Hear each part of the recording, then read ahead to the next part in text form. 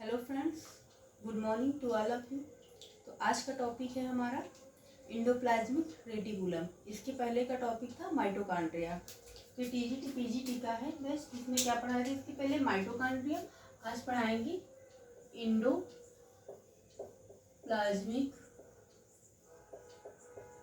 Reticulum.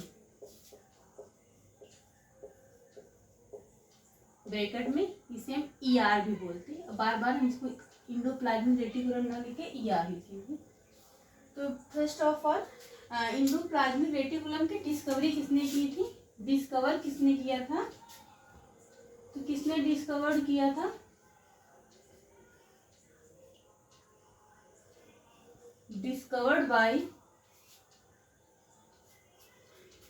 Porter and his co-worker. Porter ने और उनके कोवर्कर ने किया था। और इसको इंडोप्लाज्मिक नाम किसने दिया था? क्वेश्चन ये भी बनता है नेक्स्ट वन से। And gave name endoplasmic reticulum. नाम किसने दिया था? क्या नाम? इंडोप्लाज्मिक रेटिकुलम नाम किसने दिया था? तो इंडोप्लाज्मिक रेटिकुलम नाम दिया था हिम ने। किसने दिया था? हिम ने। कौन वैज्ञानिक थे? साइंटिस्ट कौन थे? हिम थे। इसका नाम अगर पूछे किसने दिया था तो हिम ने दिया था। और ये क्या होता है? Endoplasmic reticulum. Next point, endoplasmic reticulum more developed होता है इन यंग सेल। यंग सेल में बहुत डेवलप होता है। कहाँ डेवलप होता है? यंग सेल में। और ये कहाँ पाया जाता है? साइटोप्लाज्म और ऑल यूकैरियोटिक में पाया जाता है। इंडोप्लाज्मिक रेटिकुलम आर फाउंड, या प्रेजेंट लिख सकते हैं, found in cytoplasm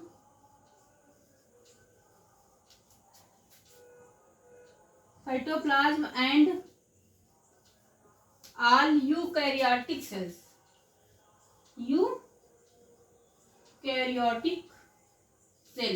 eukaryotic cell में प्रेजेंट होता है। इतना आप स्क्रीनशॉट ही लिख लीजिए। इसके आगे भी लिखते हैं।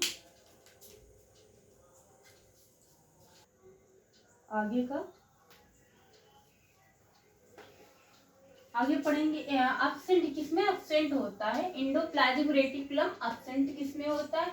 एग सेल में एब्सेंट होता है। कहाँ पर एब्सेंट होता है? इंडोप्लाज्मिक रेटिकुलम एब्सेंट होता है। एब्सेंट इन एग सेल में एब्सेंट होता है। और एम्ब्रियोनिक मेम्ब्रेन में, एम्ब्रियोनिक सेल में एंड इरिथ्रोसाइट्स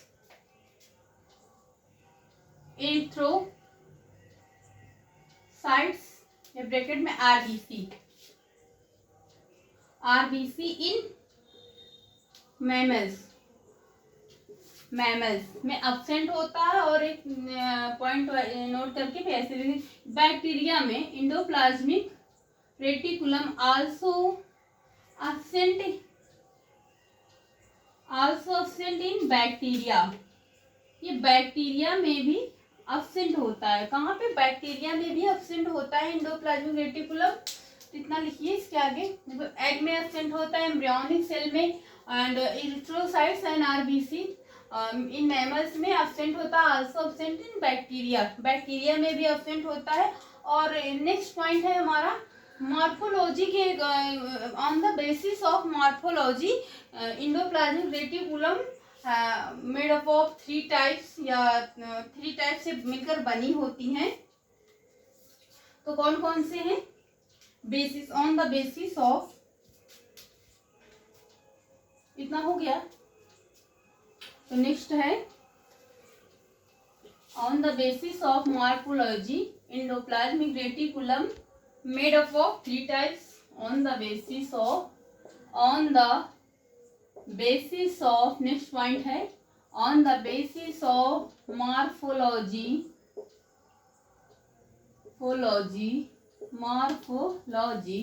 तो एंडोप्लाज्मिक रेटिकुलम ER यानी कि endoplasmic reticulum made up of three types से। कौन कौन से? अगर यदि आपसे क्वेश्चन पूछा जाता है कि मॉर्फोलॉजी के बेसिस पे एंडोप्लाज्मिक कितने टाइप का होता है और कितने किससे मिलकर बना होता है, तो थ्री टाइप से मिलकर बना होता है। कौन कौन सी? सिस्टर्नी है। फर्स्ट क्या है? सिस्टर्नी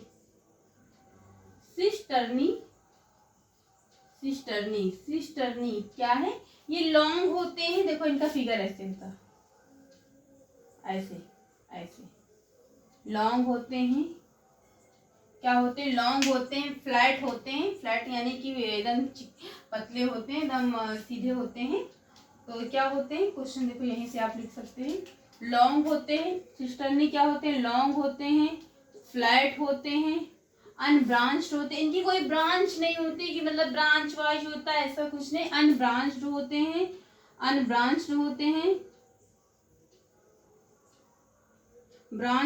हैं और सीट लाइक सैक्स होता है।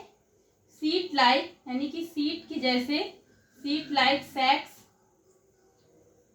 और सैक्स पैरेलल होते हैं, पैरेलल सीधे होते हैं, पैरेलल टू ईच अदर, एक दूसरे के पैरेलल होते हैं, आमने सामने होते हैं।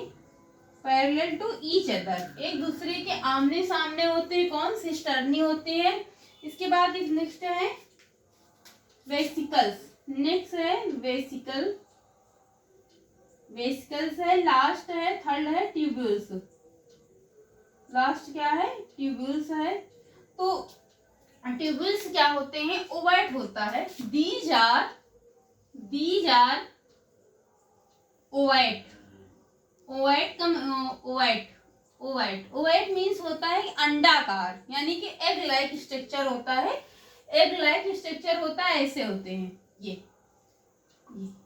ये ओवाइट होता है, एग लाइक स्ट्रक्चर होता है। लास्ट होता है ये net like. These are net like structure होते हैं। टेबल्स क्या होते हैं? नेट लाइक स्ट्रक्चर होते हैं। These are net like structure कैसे होते हैं? नेट आपने देखा होगा ना कि नेट में जैसे जाली जो बहुत पतला होता है, ट्रांसपेरेंट, उसमें दिखता रहता है, तो वो नेट लाइक होते हैं। नेट जैसा होता है। नेट सभी को पता है कैसे होते हैं नेट, तो वो नेट लाइक स्ट्रक्चर होते हैं। देखो क्वेश्चन पूछा जाएगा तो on the basis of morphology endoplasmic reticulum three types होते हैं, made up of three types, तीन टाइप से मिलकर बने होते हैं। फर्स्ट क्या है? सिस्टर्नी। ये लॉन्ग होते हैं, फ्लैट होते हैं, अनब्रांच्ड होते हैं, सीट लाइक सैक्स होते हैं स्ट्रक्चर में, और पैरेलल होते हैं टू ईच अदर, एक दूसरे के देखो पैरेलल होते हैं। वेसिकल्स क्या होते हैं? ओवेट होते हैं, अंडाकार होते हैं। और ट्यूब्यूल्स क्या होते हैं? These are net like structure, ये नेट जैसे होते हैं। इतना स्क्रीनशॉट ले लीजिए, इसके आगे का फिर पढ़ेंगे हम इसके आगे types of endoplasmic reticulum. Screenshot इतना हो गया। तो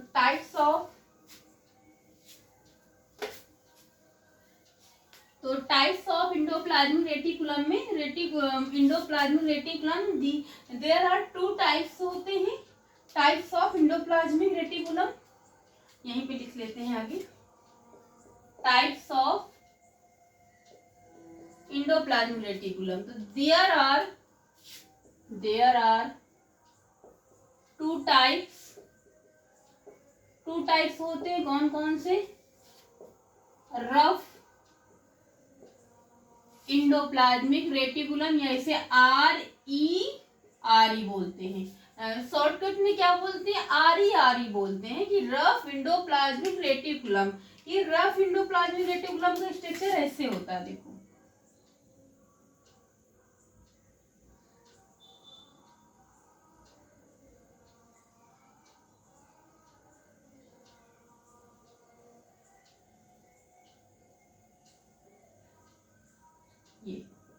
ये फिगर फिलहाल हम समझाने के लिए बना रहे हैं, बहुत अच्छा नहीं बन पा रहा है, आप समझ जाएंगे खुद। तो ये क्या है, रफ इंडोप्लाज्मिक रेटिकुलम है।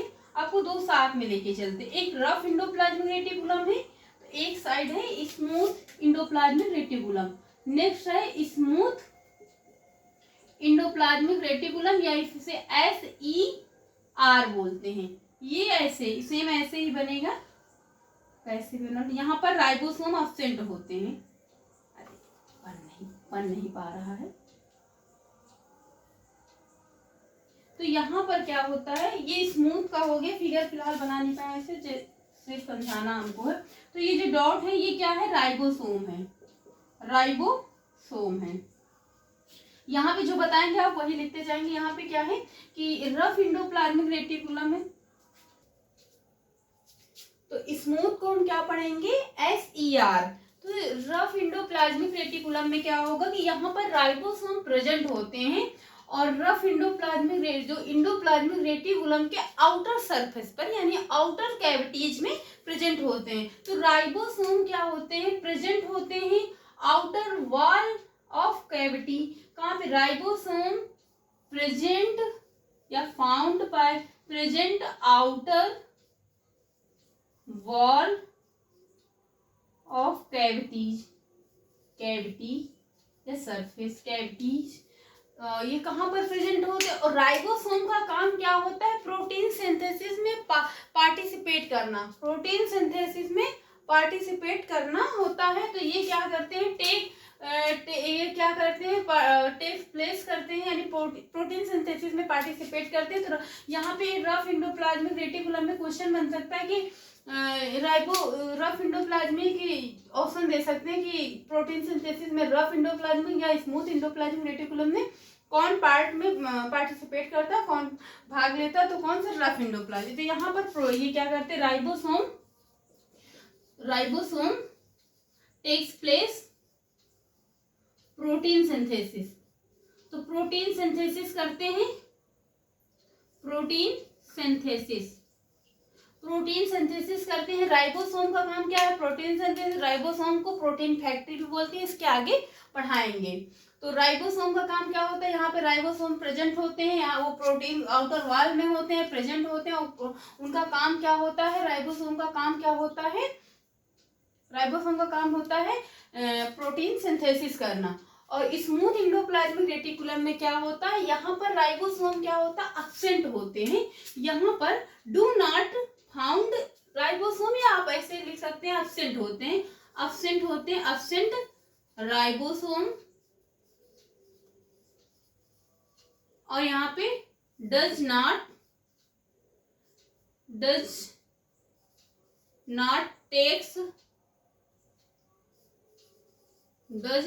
takes place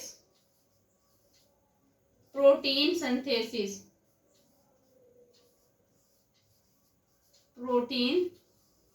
synthesis. तो क्वेश्चन ऐसे बन सकता है कि प्रोटीन सिंथेसिस का, तो यहाँ पे राइबोसोम नहीं, इसके आउटर वॉल पे राइबोसोम अब्सेंट होते हैं। कहाँ पर, आउटर वॉल में, राइबोसोम अब्सेंट इन आउटर वॉल या आउटर सरफेस पे अब्सेंट होते। जब राइबोसोम नहीं पाए जाएंगे तो यहाँ पे प्रोटीन सिंथेसिस नहीं होगी। इतना आप स्क्रीनशॉट ले लीजिए। उसके बाद फिर हम पढ़ेंगे function of endoplasmic reticulum. Last पढ़ेंगे हम फंक्शन ऑफ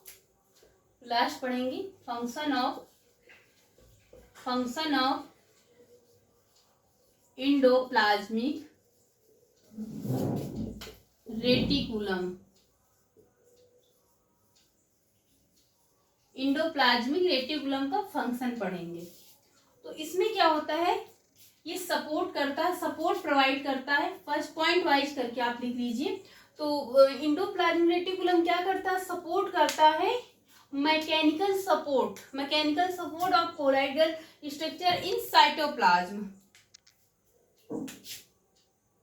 क्या प्रोवाइड करता है, प्रोवाइड या हेल्प करता है, provide mechanical support to the colloidal structure of colloidal structure of cytoplasm. ये कोलाइडल स्ट्रक्चर ऑफ साइटोप्लाज्म को मैकेनिकल सपोर्ट प्रोवाइड करता है। एंड सेकेंड क्या है, प्रोटीन सिंथेसिस में हेल्प करता। अब प्रोटीन सिंथेसिस में कौन हेल्प करता, कौन एंडोप्लाज्मिक रेटिकुलम, तो रफ एंडोप्लाज्मिक रेटिकुलम। तो यहाँ पे क्या होता, हम पूरा ना लिख के RER लिखना है, रफ एंडोप्लाज्मिक रेटिकुलम। तो रफ एंडोप्लाज्मिक रेटिकुलम हेल्प करता है किसमें, प्रोटीन सिंथेसिस में। पहले भी बता सकते, हेल्प करता है, help to protein synthesis, protein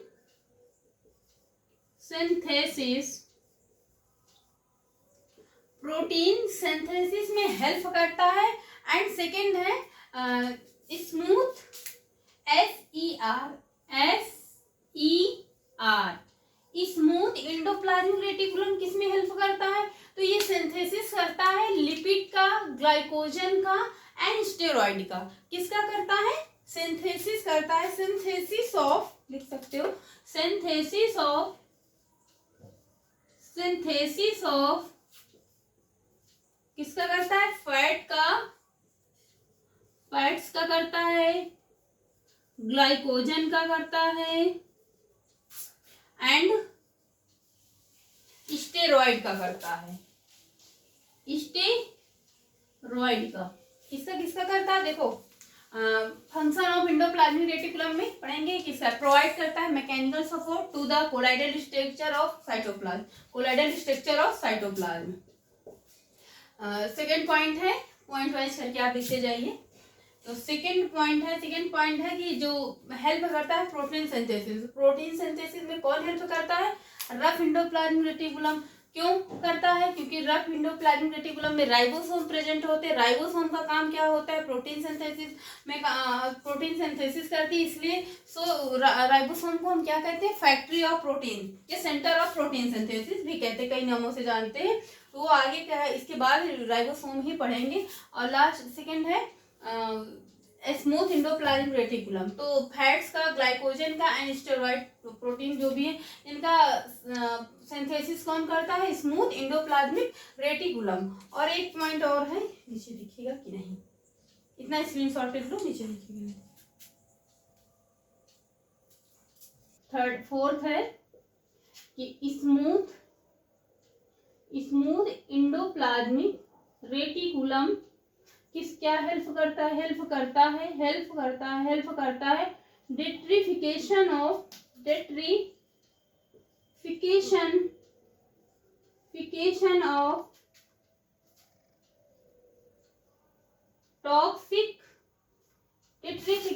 of toxic chemical. क्या करता है, ये हेल्प करता है डेट्रिफिकेशन ऑफ टॉक्सिक केमिकल में भी हेल्प करता है। एक लास्ट पॉइंट बचा हुआ है, both rough endoplasmic rough endoplasmic reticulum and smooth smooth endoplasmic reticulum दोनों क्या करते हैं, दोनों हेल्प करते हैं बोथ एंडोप्लाज्मिक रेटिकुलम कौन से, rough endoplasmic reticulum and smooth endoplasmic reticulum both are help करके अपने आप भी शब्द, both are help nuclear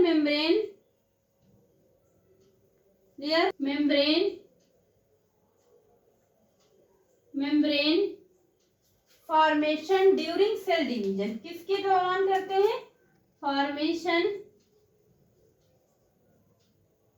formation during cell division के दौरान।